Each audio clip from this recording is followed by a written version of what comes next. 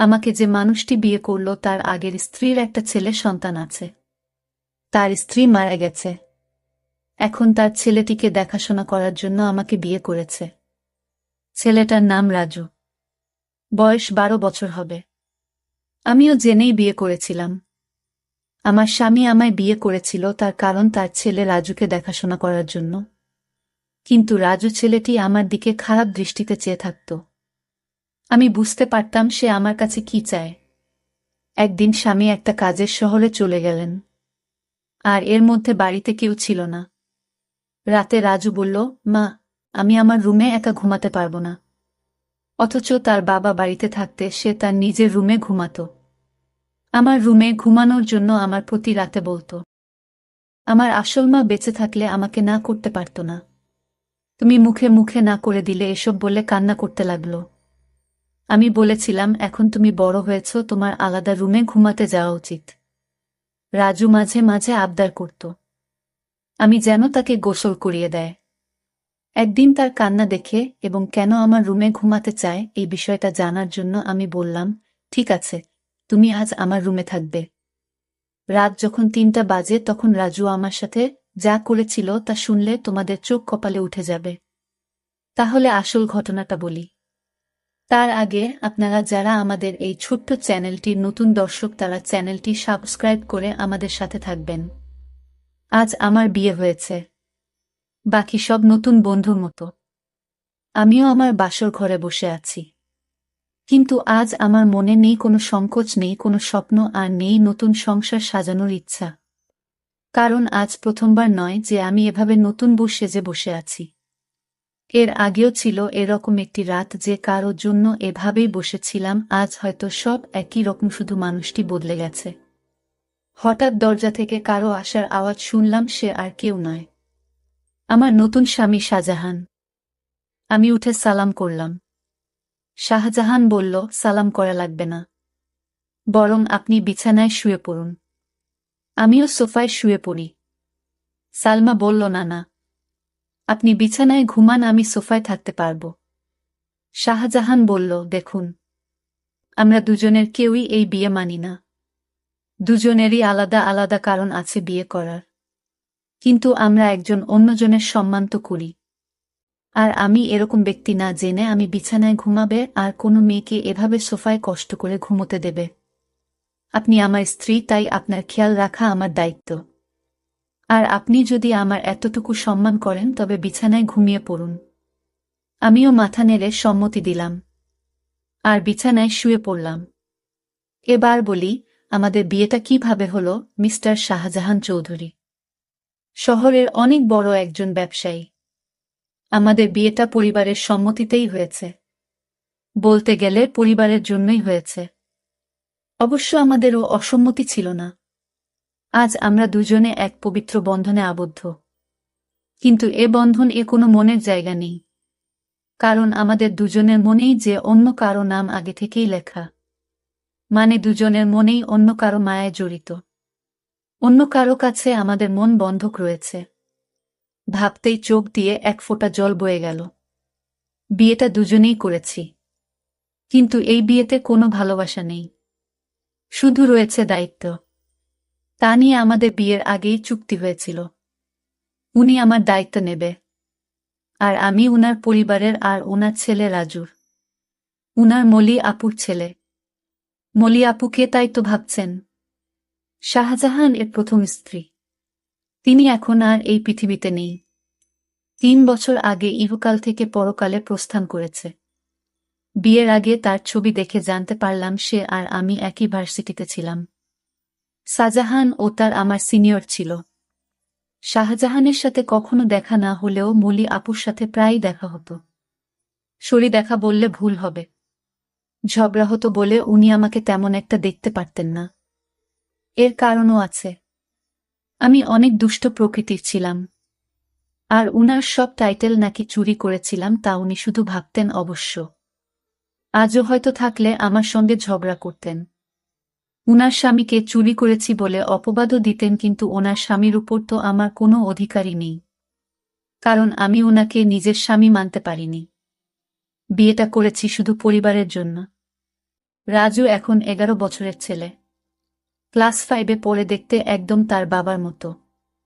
যেমন সুন্দর তেমনি মায়াবী দেখতে। বিশেষ করে তার চোখ দুটি শাহজাহানের মতো একদম। শুনেছি শাহজাহানের চোখে নাকি অনেক মায়া, কিন্তু কখনো তাকায়নি, কারণ এখন আর কারো মায়া পড়তে চাই না। একবার পরে অনেক কেঁদেছি, আর কাঁদার ইচ্ছা নেই। আর না কষ্ট সহ্য করার ক্ষমতা আছে, সব বাদ দিয়ে এখন ঘুমিয়ে পড়ি। ঘুম থেকে উঠলাম, সকালের আলো যখন চোখে এসে পড়ল, উঠে দেখি শাহজাহান এখনো ঘুমোচ্ছে।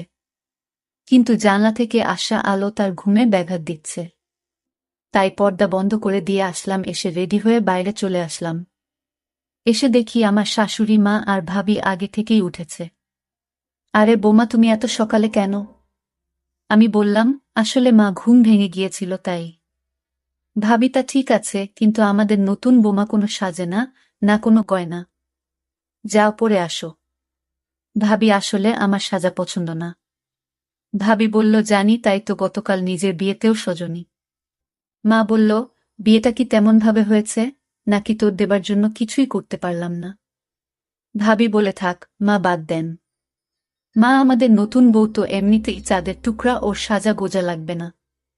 ভাবি, আমি বুঝি সুন্দর না, মুখ গোমরা করে মা বলল, তুইও খুবই সুন্দর, কিন্তু মা জানো, আমি ছেলে হলে ঠিকই প্রেমে পড়তাম। আমার যা তা এত সুন্দর, সবাই হাসাহাসি করত। সালমা বলল, মা, আমি আপনাদের জন্য চা বানিয়ে আনি। মা বলল, আরে না, তুই বস, আমরা সব করব। সালমা বলল, মা, আমার ভালো লাগে না এমনি বসে থাকলে। মা, কিন্তু সালমা প্লিজ মা। ভাবে বলল, আচ্ছা তাহলে আমি সাহায্য করি, আর সাথে অনেক গল্প করব, কেমন? সালমা আচ্ছা। সালমা চা বানালো, আর রানু ও ভাবির সাথে গল্প করল। আসলে গল্প করছিল না, শুধু শুনছিল। চা বানানো শেষে নিয়ে আসে।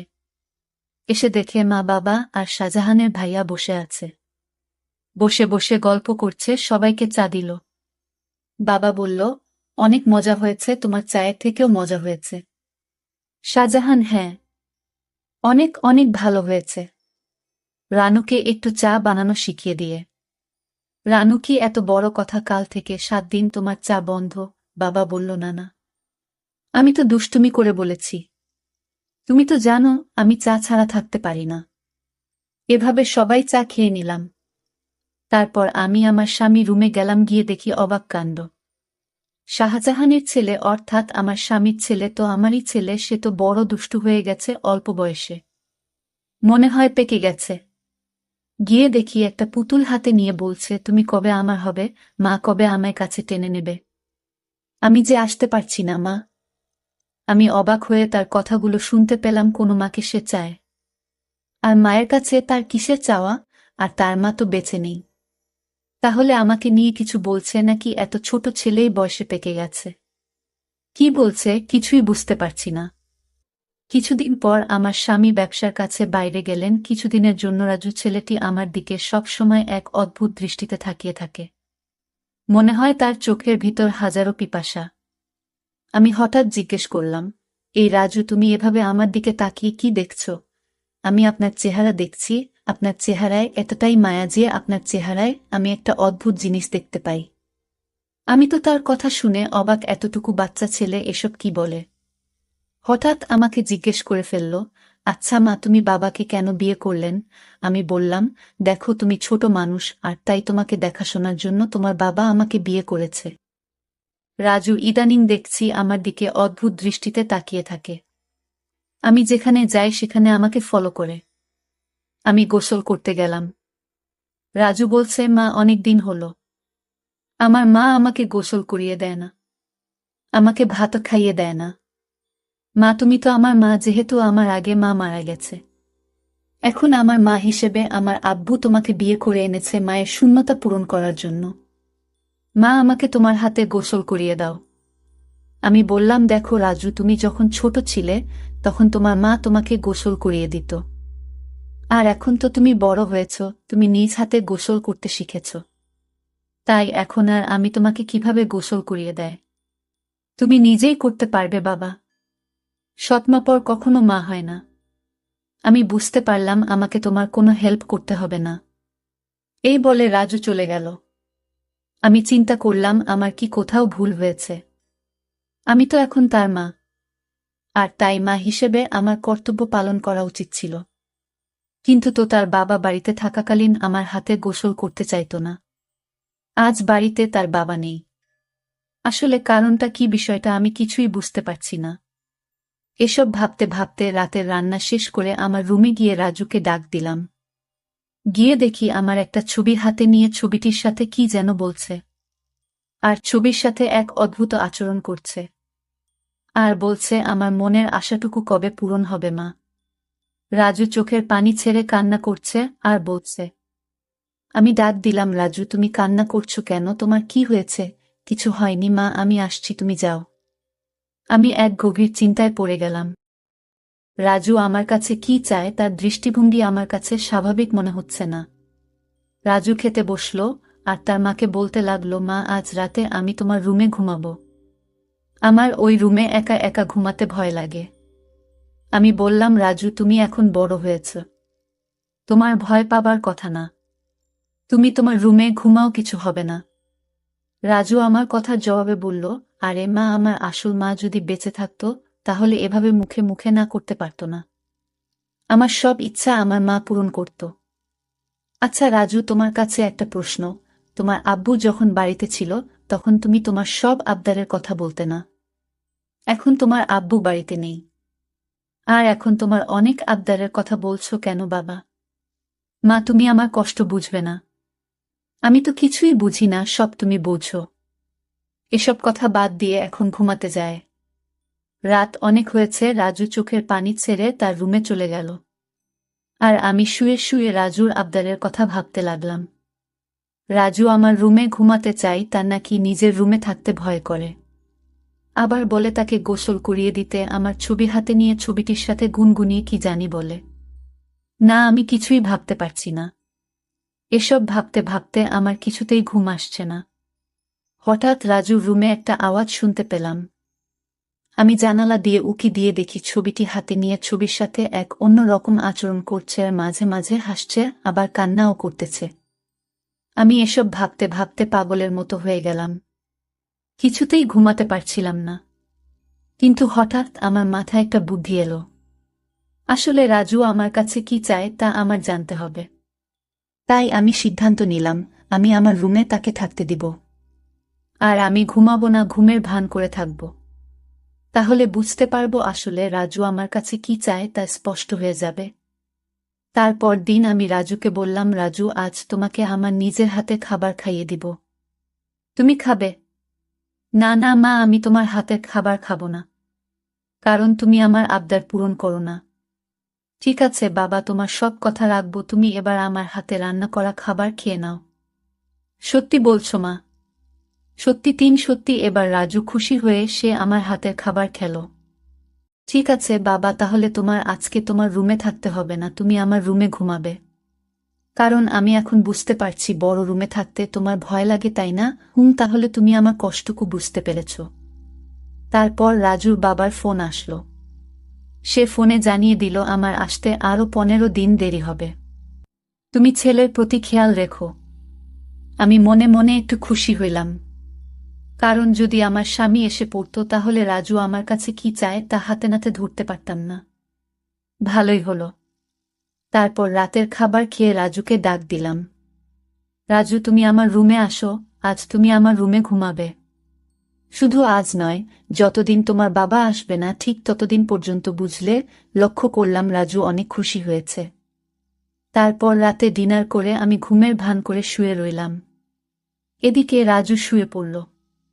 রাত যখন 3টা বাজে তখন দেখি রাজু ধীরে ধীরে বিছানা থেকে উঠে পড়ল। তারপর রাজু ভালো করে আমাকে দেখল আমি ঘুমিয়েছি কিনা। তারপর ধীরে ধীরে আমার কাপড়ের আঁচলটা বের করল, কারণ কাপড়ের আঁচলে আমার ঘরের আলমারির চাবি ছিল। আমি যেন আর না পাই, আর তাই সে ধীরে ধীরে চাবিটা আঁচল থেকে তার হাতে নিয়ে নিল। তারপর আলমারিতে থাকা তার মায়ের স্বর্ণের গহনা ছিল, আর আলমারিটা খুলে সকল স্বর্ণ অলংকার সে একটা শপিং ব্যাগে নিয়ে নিল। ব্যাগ তার রুমে নিয়ে রেখে আসলো। তারপর চাবিটা আঁচলে বেঁধে রেখে দিল। তারপর ঘুমিয়ে পড়ল। আমি ঘুম থেকে জেগে উঠি। এটা কি করলো? এতটুকু একটা ছেলের সাহস দেখে আমি অবাক হচ্ছি। সেসব স্বর্ণ অলংকার চুরি করল। আর এই বয়সে তার এত স্বর্ণ বা টাকা দরকার কেন? আমি তাকে কিছুই বলিনি। সকালে উঠে রাজু বলল, মা, তাড়াতাড়ি খাবার দাও, আজ একটু জলদি স্কুলে যেতে হবে। ঠিক আছে, আমি নাস্তা দিচ্ছি, খেয়ে স্কুলে যাও। সে তাড়াহুড়া করে খাবার খেয়ে ব্যাগটি নিয়ে ঘর থেকে বের হতেই আমিও তার পিছু নিলাম। তারপর দেখলাম একটা স্বর্ণের দোকানে গিয়ে স্বর্ণগুলো বিক্রি করে দিল। তারপর এই টাকাগুলো নিয়ে কবরের চারপাশে বেড়া দেওয়ার জন্য কিছু সরঞ্জাম কিনল। আর সেই সরঞ্জাম নিয়ে গেল তার আসল মায়ের কবরের পাশে। আর মায়ের কবরের চারপাশে বেড়া দিয়ে খবরটাকে সুন্দর করে তুলল, যেন গরু ছাগল যেতে না পারে। আমি রাজুর এই দৃশ্য দেখে অবাক হয়ে গেলাম। এতটুকু একটা ছেলে মায়ের প্রতি ভালোবাসা, কিন্তু চুরি করে কেন করল? পরে আমি রাজুকে বললাম, বাবা, আমি তোমার সব কার্যকলাপ দেখেছি। তুমি চুরি করলে কেন মা? তুমি জানো এখন আমার মায়ের টাকা দিয়ে কিনা আমার বাবা আমার মাকে অনেক কষ্ট দিয়েছে। আর তাই আমি আমার মায়ের সম্পদ বিক্রি করে মাকে দিয়ে আসলাম। ভালো করেনি মা। বাহ রাজু, তোমার মতো সন্তান যদি প্রতিটি ঘরে ঘরে থাকত, তাহলে পৃথিবীটা অনেক সুন্দর হয়ে যেত। মায়ের প্রতি এমন ভালোবাসা দেখে আমি মুগ্ধ হলাম। সকল দর্শকদের উদ্দেশ্য করে বলতে চাই, যাদের মা বেঁচে আছে তারা খেয়াল রেখো, তাহলে দুনিয়া আখেরাতে শান্তি পাবে, সকল কাজে সফল হবে। আর হ্যাঁ, মা ছাড়া এই দুনিয়াতে আপন কেউ নেই। যার মা নেই তার এই দুনিয়াতে কেউ নেই। বন্ধুরা, আজকের গল্পটা কেমন লাগলো তা কমেন্ট করে জানাবেন। আর আপনারা কোন ধরনের গল্প পছন্দ করেন তাও কমেন্ট করে জানাবেন। সকলে ভালো থাকবেন, দেখা হবে নতুন কোনো ভিডিওতে। ভিডিওটি শেষ পর্যন্ত দেখার জন্য সবাইকে অসংখ্য অসংখ্য ধন্যবাদ।